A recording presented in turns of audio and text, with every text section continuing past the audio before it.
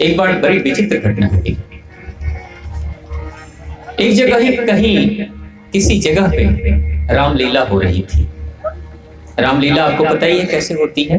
काफी सारे दर्शक भरे पड़े थे, मंच बहुत बड़ा सा था और मंच का जो मंचन हो रहा था, जिस समय वो जो दृश्य प्रस्तुत किया जा रहा था, रामचरितमानस का वो प्रसंग जब शक्तिबाण लग चुका है, लक्ष्मण जी महाराज को शक्तिबाण लग चुका है और लक्ष्मण जी महाराज मूर्छित हो रहे हैं।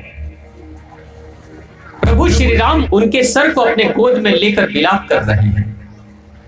यह दृश्य मंचन हो रहा था। बड़ा सा मंच था, मंच के ऊपर पर्दा लगा हुआ था। पर्दे के ऊपर पीछे के तरफ में ऊपर एक छोटा सा मंच बना था। उस मंच के ऊपर हनुमान जी बैठे थे। ये रामलीला का दृश्य है। हनुमान जी बैठे थे। हनुमान जी जो पात्र बना था, जो हनुमान बनकर बैठा था, वो पात्र ऊपर बैठा हुआ है। इस इंतजार में बैठा है कि जब वो दृश्य पूरा हो जाएगा, जब श्री राम यानी जो श्री राम पात्र बने हैं वो जब बोलेंगे इशारा करके, रामलीला वालों ने बता दिया था कि इशारा करेंगे ना कि हे हनुमान तुम कहां हो, जब ऐसा इशारा हाथ उठाकर करेंगे तो हनुमान जी ऊपर से उस मंच से छलांग लगाएंगे। ये दृश्य था।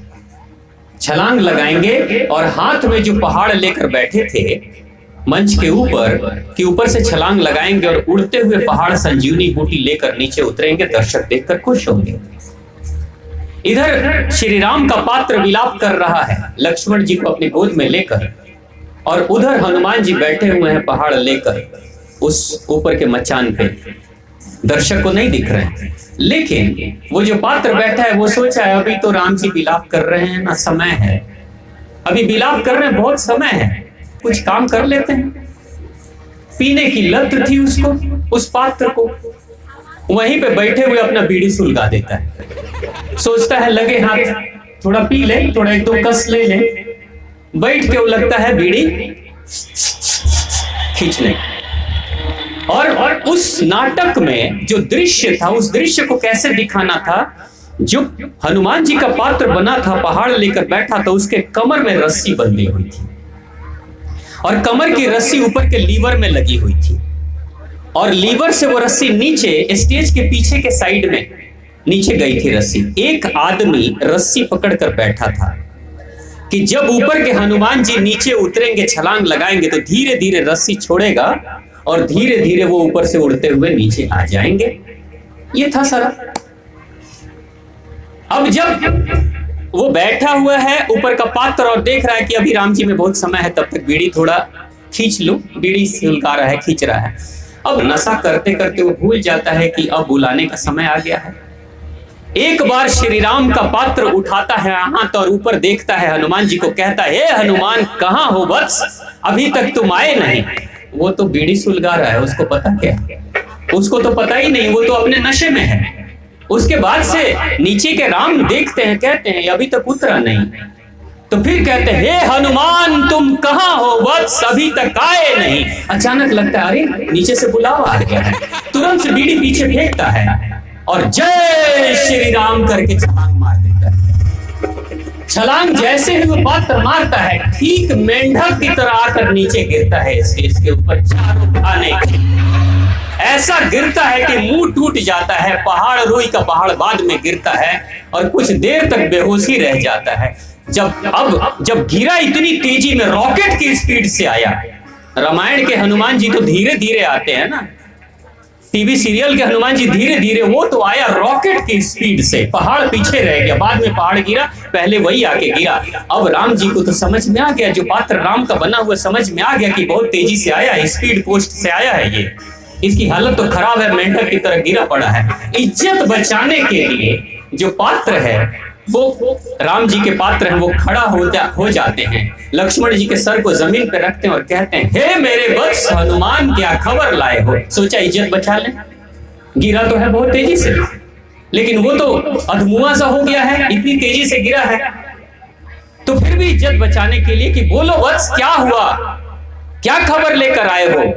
तो धीरे से सर उठाता है और कहता है वो रस्सी खींचने वाला कहाँ गया, पहले उसको लेकर आओ फिर बताते हैं हम मेरे साथ क्या हुआ। पर्दा तब तक गिरता है और खेल खत्म, खेल बंद। अब देखिए इसके बीच में हुआ क्या। जब राम जी को बुलाना था तब तक सोचा कि थोड़ा सुलगा लेते हैं, बीड़ी कस मार लेते हैं, खींच रहे थे।